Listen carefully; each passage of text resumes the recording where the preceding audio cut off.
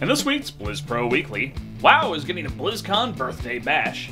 Big changes for WCS in 2015. Hearthstone swings the ban hammer on bots. And BlizzCon, BlizzCon, BlizzCon.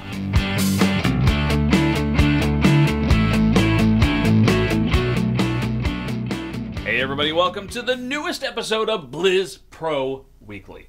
I, as always, am your host, Chris the Beard Arnone, and we didn't do one last week. I know you missed us, but we're gearing up for BlizzCon. Speaking of which, we have a lot to talk about as we head into that. We are now less than a week away, and our Blizz Pro Weekly crew, along with several other team members, will be descending upon Anaheim, California in just a few short days. So if you're coming out, make sure you stop by and see us. Definitely say hi. We've got some Blizz Pro branded lanyards and wristbands we're going to be handing out to fans.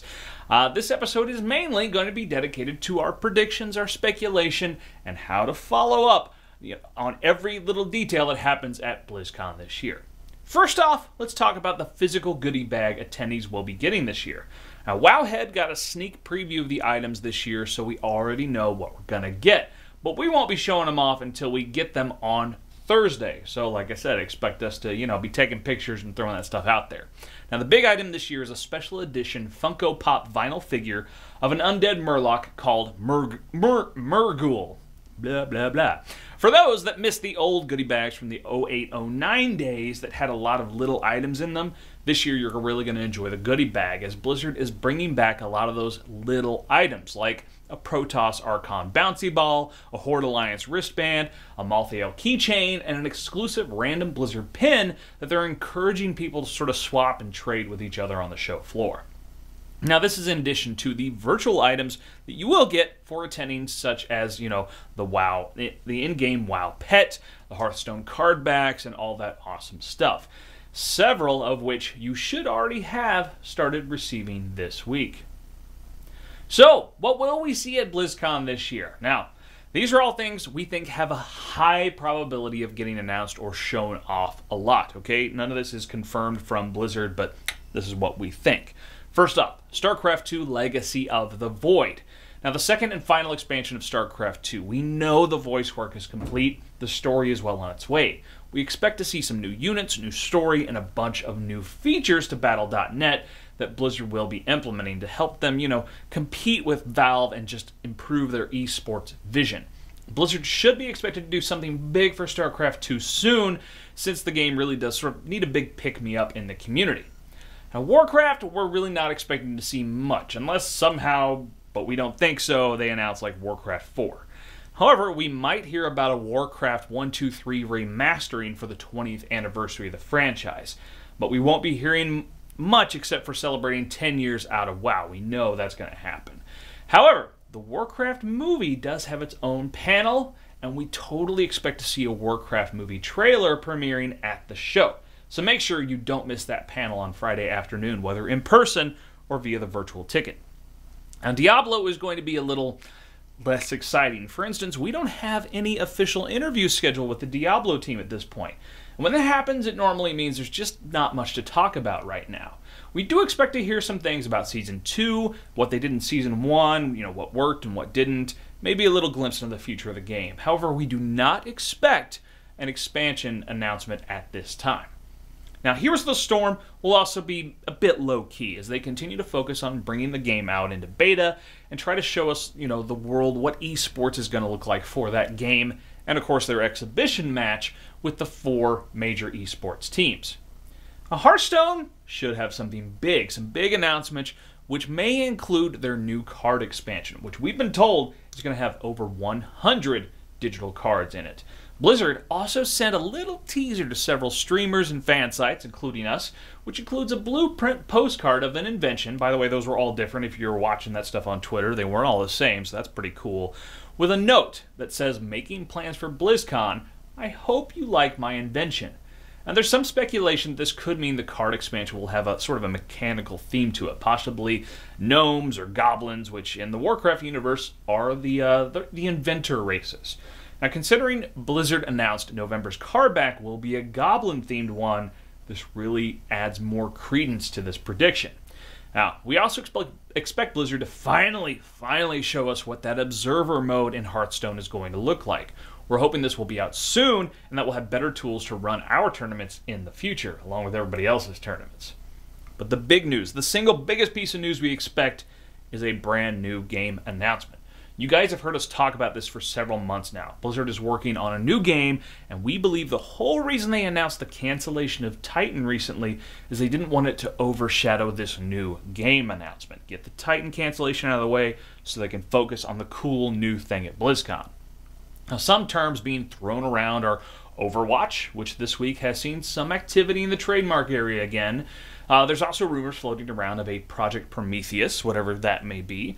If you want to hear our full speculation of this, we have gone over it again and again in past episodes. So just, check the backlog a little bit, and you'll see us talk about a lot of different angles on that.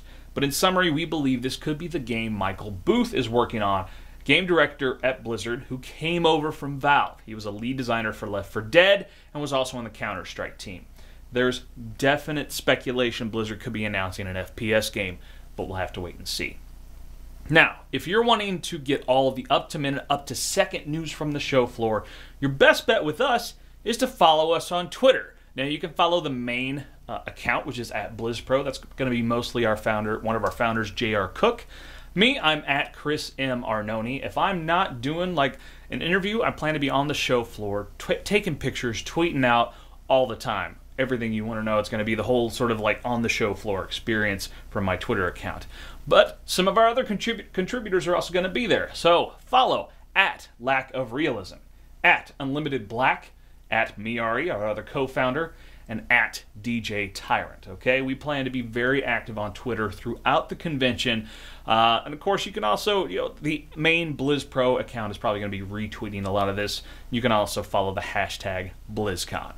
So, we want to know, what do you think we'll be seeing at BlizzCon? Let us know down in the comments. Now let's get to some news. A little World of Warcraft. Here's the beef. So World of Warcraft is turning 10 years old, and Blizzard is going to throw a big old party at BlizzCon, but you don't need a BlizzCon ticket to attend. Outside of BlizzCon from 8:30 p.m. through 10 p.m. on Friday, November 7th, you can come hang out and party outside the convention center and hotels for one big-ass celebration. There's going to be food trucks, tattoo artists, photo booths, a live DJ, and also a band playing, among other things. Blizzard employees, developers, fans, and prominent WoW players will be there to mingle. So won't you come hang out with us? We'll be there. Check it out. It's going to be fun. Now let's talk a little StarCraft.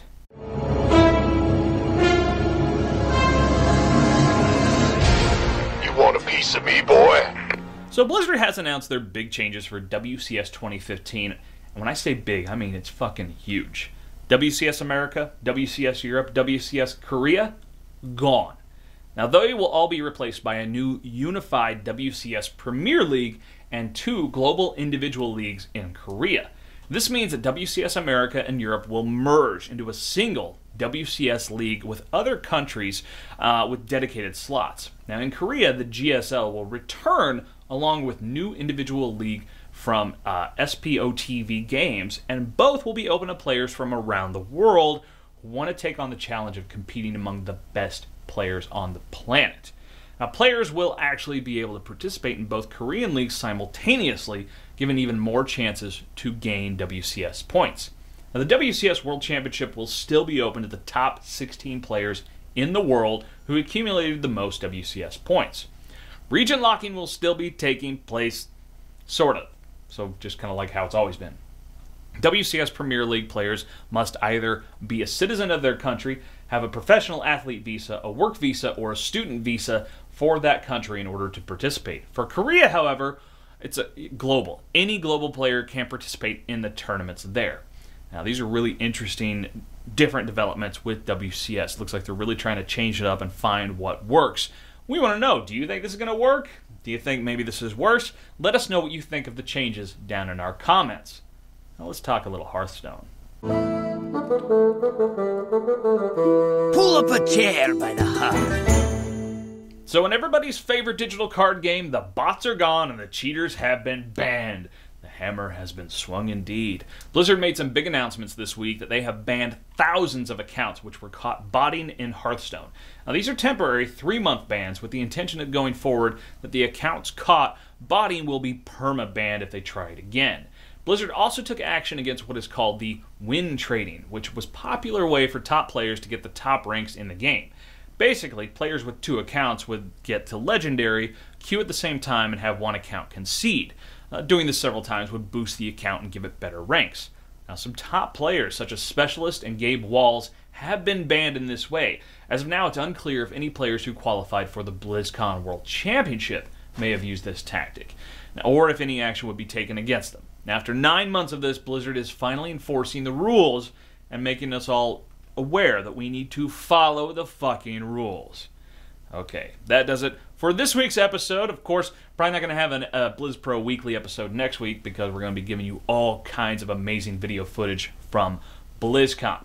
But be sure to subscribe right here to our YouTube channel or on iTunes. All those videos from BlizzCon are just going to be funneling at you. It's going to be so much good stuff.